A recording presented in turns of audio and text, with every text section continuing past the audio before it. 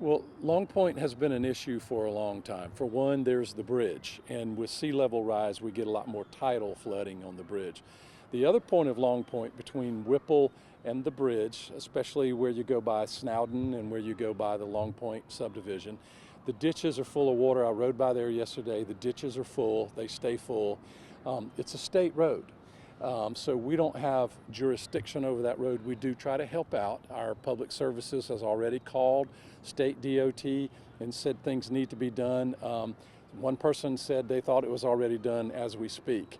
But that's just sort of an interim rehabilitation. You and I would call that a patch because the whole thing is slated at some point to be redone. The issue with Long Point Road is anything that's done to redesign it in the future. It was a farm to market road, and it was never designed or redone as a suburban busy thoroughfare. So we as Mount Pleasant, and I'm sure the state would back us up on this, we don't want to lose the character of Long Point Road. But all this water in the ditches and all this pavement that's cracking every time we get a heavy rain where water infiltrates, that's got to be fixed. And what kind of conversations has the town had with DOT?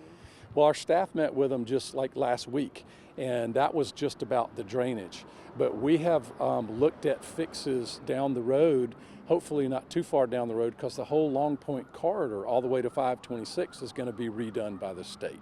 How far will that go? Will that include the new bridge that's needed? We've got to elevate that causeway over the creek that floods on a high tide, and we end up having to close the road. So all of these are coming together.